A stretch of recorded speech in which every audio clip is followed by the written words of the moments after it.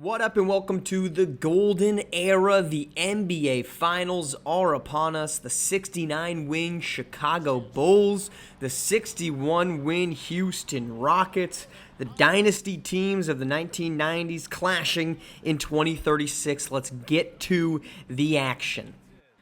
Let's get to game one of the NBA Finals. We're going to pick this thing up in the fourth quarter where it's Javon Stokes going to work on Joku Soluwade, pushing the lead to 8. Now, we're going to get some Soluwade action because the Rockets need it. Why? Darnell Gist sitting on the sidelines. He's fouled out. And Didi McDyess entering the fourth quarter shooting just 1 of 8. Soluwade finished with a game-high 20 points for the Rockets. Javon Stokes, though, also has himself a fourth quarter. Big bucket there, pushes the lead to 6 before McDyess starts to get rolling, gets this thing into 4. Later on, Ace Jefferson triple, and we've got a 6-point game. 5 minutes to go before McDyess, the clean bounce pass to Romond Lewis, and here come the Rockets. However, here comes the Bulls. Here comes Javon Stokes. Pull up Jimmy on Cole Herringody. Next time down, he's got Ace Jefferson on him. Driving to the paint for the two-handed slam, pushes it to 10. 8-point game, Stokes, Herringody, 3. And the Rockets got no answer for the star. It's going to be a Chicago win, 106-96, 11 points in the fourth from Javon Stokes in the victory. Rockets trying to respond in game 2, trying to avoid going down 2-0. They're not going to do a great job of it. Cavante Kennard starts us off in the second half. It's a 19-point game. Rowan Jamison, the triple. Jamison finishes with a game-high 26 points. And the Chicago Bulls just overwhelm Houston. Here's the alley-oop to Javon Stokes. One more look at it. Cole Herringody, he's just not rising and firing with a man like Stokes. Stokes then going again. He picked on Herringody quite a bit in game 1. Does it again. The spinning layup. Herringody cannot believe it. Well, the Rockets have no answer for just about anyone. Triple there from Dakota Motley. Aaron Larson says, I'm going to get in on the scoring action, and drops it in. And the Bulls rampage in game 2, 122-98. Series shifting to H-Town, and the Rockets are in need of a victory. They lead here in the fourth as we pick it up with 5 minutes to go.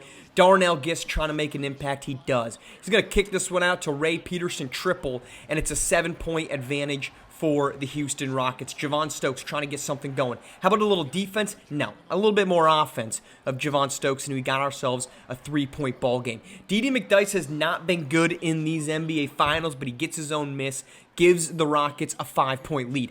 Beautiful pass there from Aaron Larson, finding a cutting Cavante Kennard, but a quick answer on the other end. Ray Peterson, and the Rockets lead by 8. They go on to win this thing by 5.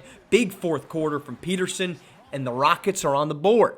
But they're going to need to be a little bit more than just on the board. Game 4, trailing 2-1 in the series, trailing now by just 2 points in the ball game. Aaron Larson finding a cutting Nico Romjak, and the Bulls on top by 4. This is about as must-win of a basketball game in a non-elimination scenario as you can get, and they need Didi McDyess to get rolling. He does there. The problem, the Rockets do not have the type of star power that the Chicago Bulls have, though Jeff Davidson trying to masquerade as one. We've got a 5-point game. The missed free throw here with 2 minutes left. Kick out to McDyess, the man burying a triple, and we've got ourselves a 2-point ball game. Still a 2-point game. Dakota Motley going inside on Peterson, bumps it up to 4. Quick answer, though, with 117 and a beautiful finish here by McDyess. This is where trouble strikes for Houston and their young star. Beautiful play by McDyess to lose Dakota Motley. Can't finish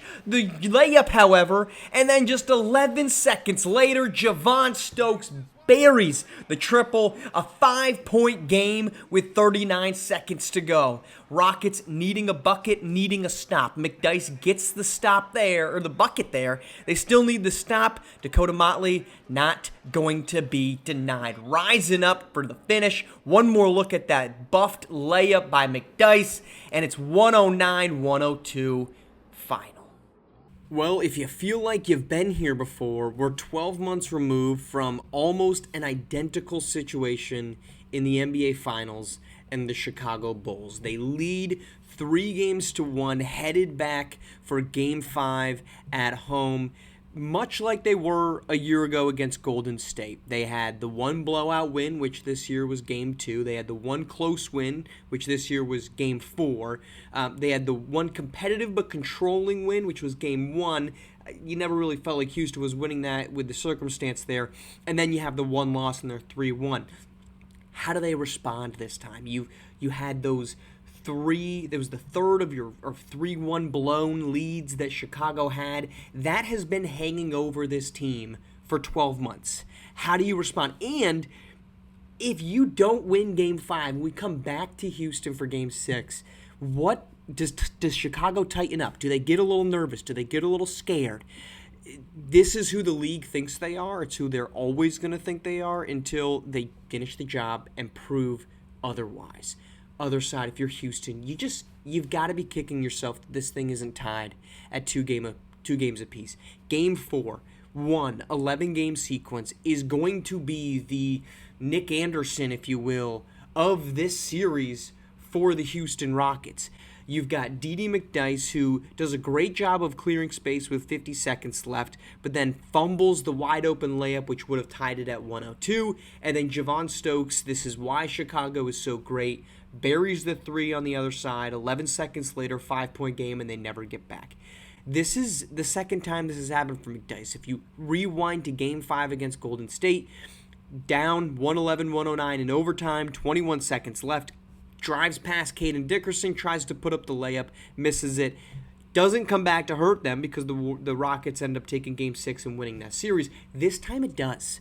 And this is where you say, Houston could win it. Houston, who cares how young they are? This is why you care how young they are, because they haven't been in this situation where the season is on the line. They feel like you should be going to Chicago tied at 2. You should have protected home court. You didn't finish Game 4. The margin for error in this series and winning an NBA championship, Chicago knows it, coming from last year, is razor thin, and they didn't execute down the stretch. Game 5, this is one of the biggest Game 5s, not only because it's a closeout, but because of the ramifications. A Chicago team that feels like they should be winning or on the verge of winning a second straight championship, and how do those ghosts that are floating around Chicago right now of championships past and missed championships past? And of course on the other side you've got Houston, who feels like, man, we should be tied up, but we're a young team and our first time here. Chicago says, looking around at them like they've got the noose around the neck, saying first time, because they've been there, they've done that, and they're trying to wipe it away. We got Game 5, and do we get a Game 6? And do we get a Game 7? Could we see a repeat from last year? We're going to find out next time on the Golden Era.